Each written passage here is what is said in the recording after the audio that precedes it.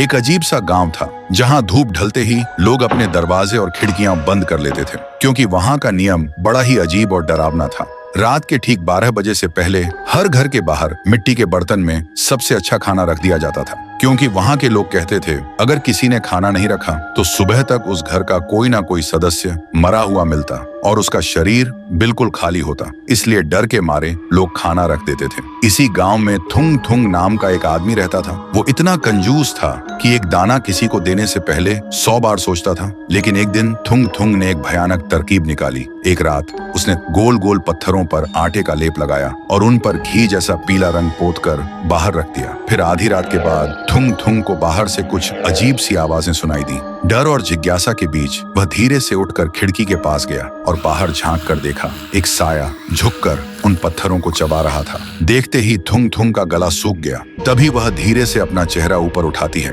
और थुंग थुंग देखता है। वह एक औरत थी। उसका चेहरा बिल्कुल सफेद था और आंखें सीधा थुंग थुंग की तरफ देख रही थीं। और फिर एक पल में ही वह बिल्कुल थुंग थुंग के सामने आ खड़ी हुई। थुंग थुंग इतना डर गया कि वहीं बेहोश होकर जमीन पर गिर पड़ा। फिर सुबह जब थुंग थुंग को होश आया तो उसने देखा बाहर थाली की जगह सोने के सिक्के पड़े थे। सोना देखते ही थुंग थुंग का डर गायब हो गया और उसकी जगह लालच ने ले ली। वह खुशी से पागल हो गया। फिर अगले 3 दिन तक वह रोज थाली में कंकड़, मिट्टी और पत्थर सजा कर रखता और हर सुबह उसे बदले में सोना मिलता। लेकिन चौथे दिन सुबह जैसे ही वह उठा, उसे महसूस हुआ उसके गले में कुछ अटका हुआ है। उसने जोर से खांसने की कोशिश की और तभी उसके मुंह से खून से सना हुआ सोने का एक सिक्का बाहर गिरा। यह देखते ही थुंग थुंग घबरा गया और तभी उसका पेट अचानक फूलने लगा, जैसे अंदर कुछ जिंदा हिल रहा हो। और अगले ही पल उसके गले को चीरते हुए उसके मुंह से पत्थर और सोने के सिक्के लगातार गिरने लगे। थुंग थुंग चीखता रहा पर रुक नहीं पाया।